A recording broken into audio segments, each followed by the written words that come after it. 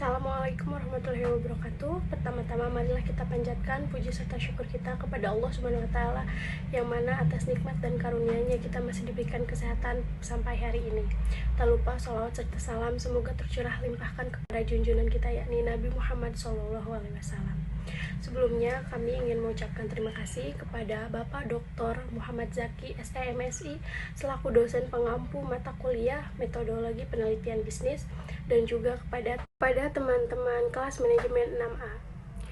Perkenalkan, kami dari kelompok 1. Di sini kami akan mempresentasikan materi mengenai analisis data dan interpretasi data.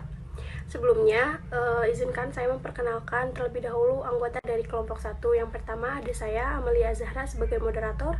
Kemudian ada Arya Fadil Arifin sebagai pemateri, ada Arif Rahman Hakim sebagai pemateri, dan juga ada Asep Saifuddin sebagai pemateri. Untuk itu, materi yang akan kami bahas ada beberapa. Yang pertama yaitu ada mempersiapkan data untuk dianalisis. Yang kedua ada analisis data. Yang ketiga ada analisis data dan interpretasi. Kemudian yang keempat ada beberapa paket perangkat lunak yang bermanfaat untuk analisis data. Untuk mengefisiensikan waktu, kita langsung saja berlanjut ke materi yang pertama. Materi yang pertama yaitu menyiapkan data untuk dianalisis. Nah, setelah kita mendapatkan data melalui angket, wawancara, observasi, atau melalui sumber sekunder lainnya, perlu dilakukan juga penyuntingan. Nah, jika ada tanggapan kosong, harus ditangani dengan cara tertentu, yaitu dengan kode data dan skema kategorisasi yang harus disiapkan. Data kemudian harus dimasukkan dan beberapa program perangkat lunak juga harus digunakan untuk menganalisisnya. Adapun tahapan persiapan data yang harus dilakukan diantaranya yaitu yang pertama yaitu mengedit data. Data itu harus diedit terutama ketika berhubungan dengan tanggapan yang pertanyaannya terbuka dari wawancara dan kuesioner atau pengamatan tidak terstruktur.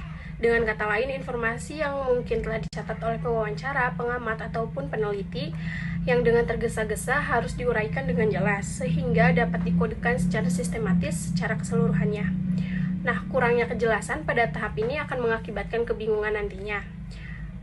Pada bab sebelumnya telah dibahas bahwa direkomendasikan bahwa pengeditan tersebut sebaiknya dilakukan pada hari yang sama saat data dikumpulkan, sehingga responden dapat dihubungi untuk informasi atau klarifikasi lebih lanjut jika diperlukan ketika ada kesalahan, sehingga data yang diedit harus dapat diidentifikasi melalui penggunaan pensil warna atau tinta yang berbeda, sehingga informasi asli masih tersedia. Kemudian data kuesioner yang masuk juga perlu diperiksa kembali untuk ketidaklengkapan dan inkonsistensinya oleh anggota staf peneliti yang telah ditunjuk. Inkonsistensi yang dapat dikoreksi secara logis harus diperbaiki dan diedit pada tahap ini.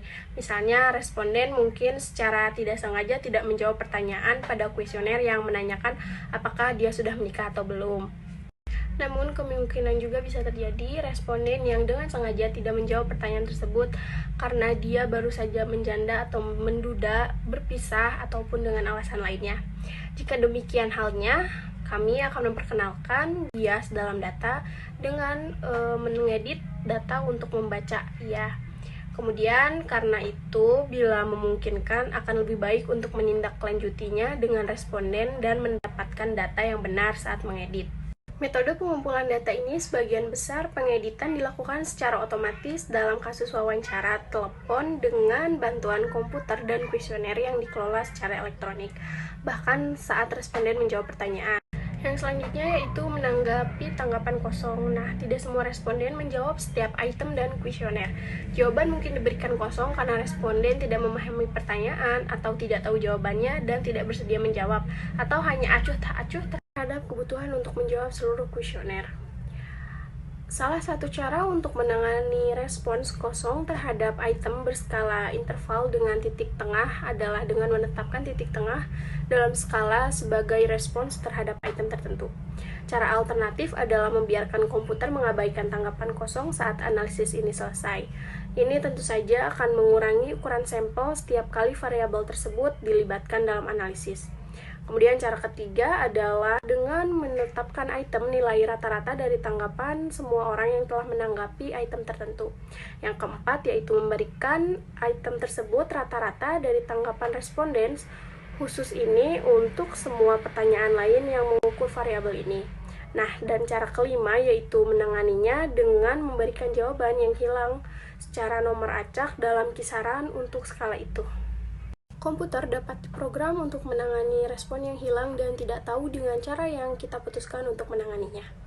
Cara terbaik untuk menangani data yang hilang untuk meningkatkan validitas penelitian, terutama jika ukuran sampelnya besar, adalah dengan menghilangkan kasus di mana datum yang berkaitan dengan analisis tertentu hilang. Namun, jika banyak responden menjawab tidak tahu untuk item atau item tertentu, maka penyelidikan lebih lanjut mungkin bermanfaat dan perlu juga dilakukan. Yang ketiga adalah pengkodean. Langkah selanjutnya dalam mengkodekan tanggapan. Seperti yang telah dibahas, kenyamanan dalam menggunakan lembar pemindai untuk mengumpulkan data kuesioner.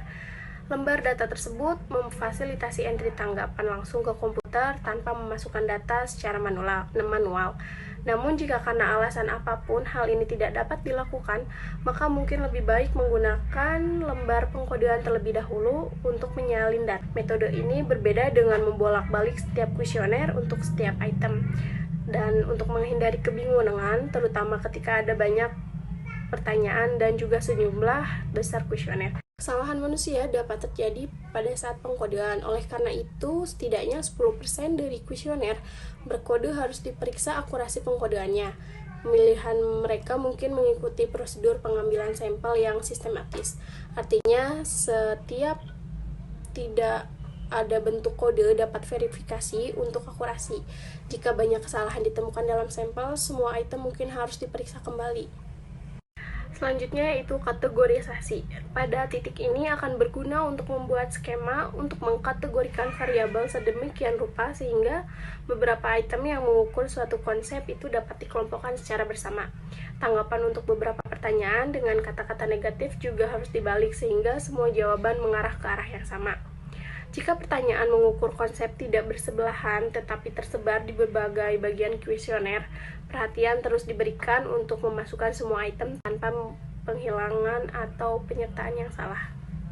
Kemudian langkah yang selanjutnya yaitu dengan memasukkan data. Jika data kuesioner tidak dikumpulkan pada lembar jawaban pemindai yang dapat langsung dimasukkan ke komputer sebagai file data, data mentah harus dimasukkan secara manual ke komputer. Data mentah dapat dimasukkan melalui program perangkat lunak apapun, misalnya editor data SPSS yang terlihat seperti spreadsheet, dapat memasukkan, mengedit, dan melihat konten file data. Setiap baris editor mewakili kasus dan setiap kolom mewakili variabel. Semua nilai yang hilang akan muncul dengan tanda titik di dalam sel. Dimungkinkan untuk menambah, mengubah, atau menghapus nilai dengan mudah setelah data dimasukkan. Dan juga mudah untuk menghitung variabel baru yang telah dikategorikan sebelumnya menggunakan kotak dialog compute yang terbuka ketika icon transform dipilih. Setelah dinilai nilai yang hilang, pengkodean ulang dan komputasi variabel baru diurus, data siap untuk dianalisis. Baik, di sini saya akan sedikit menjelaskan mengenai apa itu analisis data. Analisis data meliputi kegiatan mempelajari karakteristik, hubungan, pola, atau pengaruh yang sering terdapat pada suatu fenomena atau gejala yang telah dan akan terjadi. Mencari dan menata sistematis hasil dari pengumpulan data tentang fokus penelitiannya dan menyajikan data untuk orang lain. Nah, selanjutnya itu ada penyederhanaan data. Pada umumnya ada 3 cara untuk menyederhanakan data tersebut. Yang pertama itu adalah melakukan tabulasi menggunakan perhitungan dengan statistik yang sederhana sampai dengan yang canggih. Contohnya seperti menggunakan Excel dan aplikasi-aplikasi statistik yang ada pada saat ini. Terus yang ketiga itu ada gabungan keduanya, jadi menggunakan teknik tabulasi dan menggunakan teknik statistik itu digabungkan keduanya. Nah, penggunaan cara tersebut tergantung pada tujuan penelitian yang telah dirumuskan dan apa yang ingin dicapai. Nah, sebelum kita ke selanjutnya itu ada tujuan penelitiannya apa. Secara umum, tujuan penelitian dapat dibagi dua, yaitu deskriptif dan eksplanatif. Nah, untuk deskriptif, penelitian ini untuk menjawab pertanyaan apa, siapa, kapan, dan di mana, lebih sederhana tingkatnya. Terus selanjutnya ada eksplanatif. Penelitian ini untuk menjawab pertanyaan yang lebih mendasar, yaitu mengapa terjadi dan bagaimana dapat terjadi. Lebih kompleks karena menyangkut banyak variabel yang dipakai dalam menjawab pertanyaan penelitian seperti ini. Terus selanjutnya ada analisis data kuantitatif dan analisis data kualitatif. Nah, ada dua ya untuk penelitian. Yang pertama itu ada analisis data kuantitatif. Nah, statistik yang dalam pengelompokan berbeda dibutuhkan persyaratan yang berbeda pula. Dan statistik membantu mendeskripsikan secara lebih visual dengan melakukan generalisasi dengan mengetahui besarnya generalisasi dengan mengetahui besarnya kesesatan. Nah, penyimpangan atau kesalahannya dapat diketahui dan dipahami secara sama oleh banyak orang dari berbagai disiplin ilmu. Terus selanjutnya ada analisa data kuantitatif terbagi dalam 3 tahapan, tetapi saling berkaitan juga ya. Tahap-tahap pengolahan data meliputi editing, prakoding, coding, klasifikasi, membuat tabulasi tunggal dan tabulasi silang dan lain-lain. Selanjutnya itu yang kedua ada tahap pengorganisasian data. Pengukuran yang cermat menurut kaidah ilmu pengetahuan memberi jaminan dan dalam derajat kebenarannya. Terus yang terakhir itu ada tahap penemuan hasil. Nah, tabel merupakan kerangka analisa data dan pengambilan kesimpulan sehingga tabel harus dibuat dengan benar dan dibaca dengan benar. Jadi dari pertama tahap pengolahan data, pengorganisasian data dan penemuan hasil itu semuanya berhubungan, tetapi harus berurutan agar memenuhi kriteria dan hasil yang ditentukan itu akan tercapai. Nah, seperti itu untuk analisis data kuantitatif. Selanjutnya itu ada analisis data kualitatif. Nah, analisis ini juga sama, mencari menata secara sistematis hasil pengumpulan data atau disebut observasi dan in-depth. Menambahkan pemahaman peneliti tentang fokus penelitian, menyajikan dalam bentuk laporan. Selama di lapangan, berusaha untuk mempersulit fokus atau mempersempit fokus, mengembangkan terus-menerus pertanyaan analistik dalam upaya mengkaitkan antara data dengan teori. Jadi, teori yang telah ada dan data itu harus digabungkan, jadi dikembangkan, jadi harus semuanya agar berkaitan. Nah, sesudah di lapangan, membangun ide atas dasar data, karena data bukanlah tujuan tetapi alat untuk memperjelas pikiran. Nah, itu adalah dari data kualitatif. Yang terakhir itu ada masalah. Nah, masalah pasti ada ya. Masalah yang muncul di kualitas data. Yang pertama itu ada sulit menemukan responden. Contohnya seperti terlalu sibuk, pindah alamat, pulangnya larut malam, dan lain-lain. Selanjutnya itu ada responden yang sedang punya masalah keluarga. Nah, itu juga sangat berpengaruh kepada jawaban kuesioner yang telah kita berikan, karena itu berpengaruh pada kualitas data. Selanjutnya, kehadiran orang lain atau orang ketiga secara kebetulan dan mendominasi wawancara. Jadi jawabannya itu tidak terpaut dengan satu orang, tetapi lebih dari satu orang itu akan merubah jawaban. Selanjutnya itu wawancara tidak tuntas. Pewawancara harus merencanakan kelanjutannya lagi. Nah, wawancara itu tidak dapat dilakukan dengan secara langsung gitu. Kadang ada yang sibuk atau apa yang telah tadi disebutkannya. Jadi kadang-kadang kita harus mengulangnya kembali karena wawancara itu tidak tuntas dalam hari itu juga. Nah, yang terakhir itu ada pengumpulan data di perkotaan lebih sulit daripada di desa. Nah, kalau di kota itu melalui jenjang berlapis, kalau di desa ya hampir semuanya disamaratakan. Nah, mungkin itu contoh-contoh dari masalah muncul yang ada di kualitas data. Mungkin seperti itu materi yang dapat saya sampaikan. Kurang lebihnya mohon maaf. Terima kasih. Analisis dan interpretasi data. Analisis data adalah proses penyederhanaan data ke dalam bentuk yang lebih mudah dibaca dan diinterpretasikan. Sedangkan interpretasi adalah proses memberi arti dan signifikansi terhadap analisis yang dilakukan, menjelaskan pola-pola deskriptif, mencari hubungan dan keterkaitan antar deskripsi data yang ada. Penggunaan beberapa teknik analisis data. Teknik analisis data merupakan suatu proses atau upaya mengolah data menjadi informasi baru. Proses ini dilakukan bertujuan agar karakteristik data menjadi lebih mudah dimengerti dan berguna sebagai solusi bagi suatu permasalahan, khususnya yang berkaitan dengan penelitian. Teknik analisis data adalah metode yang digunakan untuk mengolah data menjadi informasi yang mudah dipahami dan bermanfaat sebagai solusi permasalahan. Informasi yang insightful juga dapat menjadi pedoman dalam pengambilan keputusan untuk bisnis ke depannya. Di sini ada teknik analisis data kualitatif. Nah, jenis analisis data menggunakan data kualitatif adalah dengan menggunakan data yang tidak dapat diangkakan atau bersifat numerik. Teknik analisis data kualitatif pada umumnya merupakan bahasan konseptual dari suatu permasalahan. Beberapa contoh teknik analisis data kualitatif antara lain seperti analisis konten, analisis naratif, dan analisis wacana, serta lainnya. Kemudian yang kedua ada teknik analisis data kuantitatif. Nah, jenis analisis data yang kedua ini menggunakan data kuantitatif, yaitu menggunakan data numerik, jadi kebalikan dari kualitatif, yang dapat dihitung secara akurat. Salah satu contoh data numerik dalam metode penelitian kuantitatif yaitu hasil survei responden. Teknik analisis data kuantitatif pada umumnya menggunakan model matematika, model statistik, dan lain-lain. Beberapa teknik analisis data kualitatif yaitu analisis deskriptif dan analisis inferensial. Kemudian ada statistik deskriptif. Statistik deskriptif memungkinkan seorang peneliti untuk mengorganisir, merangkum, dan menggambarkan observasi yang dia lakukan. Statistik deskriptif digunakan untuk memberi gambaran dan penyajian ringkasan data dari populasi sehingga informasi apa adanya dari data tersebut bisa diperoleh dengan sistematis dan jelas. Gambaran informasi itu bisa berupa distribusi frekuensi, presentasi grafik, measure of central tendency atau MEAN, atau nilai rata-rata, median atau nilai tengah, mode nilai yang paling sering muncul.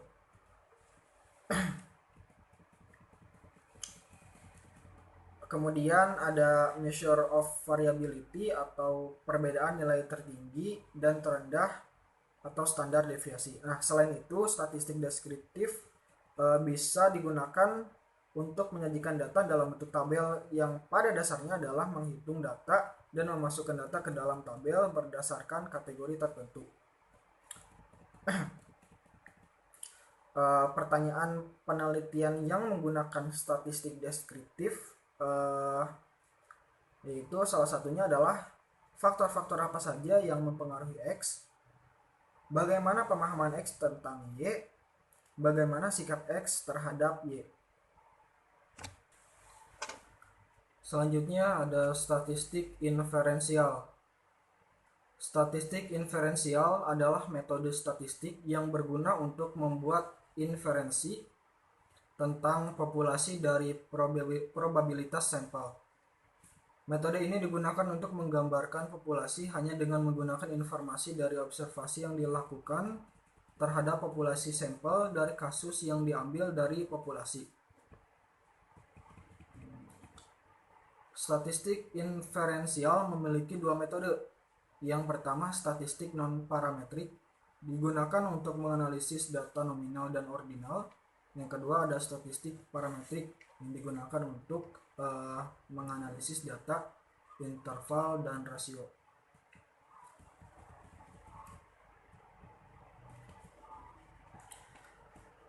Kemudian interpretasi. Interpretasi merupakan langkah di mana seorang peneliti sudah harus menarik makna dan pemahaman dari data yang sudah terklasifikasi tersebut. Langkah terakhir ini sudah menuju penafsiran data. Langkah ini meliputi refleksi dan abstraksi makna yang penting dari pola dan kategori data yang sudah dilakukan pada langkah-langkah sebelumnya. Nah, interpretasi data dapat dilakukan dengan dua cara. Yang pertama, interpretasi secara terbatas, karena peneliti hanya melakukan interpretasi atas data dan hubungan yang ada dalam penelitiannya. Hal ini merupakan pengertian interpretasi dalam arti sempit. Kemudian yang kedua, peneliti mencoba untuk mencari pengertian yang lebih luas tentang hasil yang didapatkannya dari hasil analisis. Hal ini dilakukan oleh peneliti dengan membandingkan hasil analisisnya dengan kesimpulan peneliti lain dengan menghubungkan kembali interpretasinya dengan teori. Terima kasih. Di gambar ini, di sini dapat diperlihatkan, di sini adalah contoh pengolahan data pada aplikasi SPSS yang dilakukan sesuai dengan modul-modul yang tersedia. Di antaranya yaitu data editor, viewer, multidimensional, pivot table, high resolution graphic, database access, data transformation, electric distribution, online help, akses data tanpa tempat penyimpanan sementara. Interface dengan database relasional, analisis distribusi, multiple session, mapping, visualization, dan lain-lain. Nah, di sini ada contohnya ya, ada gambar di sini, yaitu kita mulai dari nilai standar deviasi. Nah, di sini diterangkan nilai standar deviasi adalah nilai statistik yang dimanfaatkan untuk menentukan bagaimana sebaran data dan sampel. Nah, serta beberapa dekat titik data individu, kemean, atau rata-rata nilai sampel. Sebuah standar deviasi dari kumpulan data sama dengan 0 menandakan bahwa semua nilai dalam himpunan tersebut adalah sama. Sedangkan nilai deviasi yang lebih besar menunjukkan bahwa titik data individu jauh dari nilai-nilai rata-rata. Nah, di sini ada contohnya, berikut nilai data 10 siswa yang akan dihitung nilai standar deviasinya. Nah, di sini adanya menggunakan aplikasi SPSS ya, software SPSS. Nah, terus apa sih fungsi SPSS? Fungsinya, SPSS digunakan dalam pengolahan dan analisis data kuantitatif karena saling berhubungan dan juga termasuk dalam ruang lingkup statistik. Selanjutnya di sini adalah berbagai program perangkat lunak berbagai kemampuan. Nah, beberapa di antaranya tercantum di gambar ini ya. Nah, selanjutnya di sini ada tata cara penggunaan aplikasi atau software SPSS ya. Dapat dilihat di PowerPoint sebagai berikut.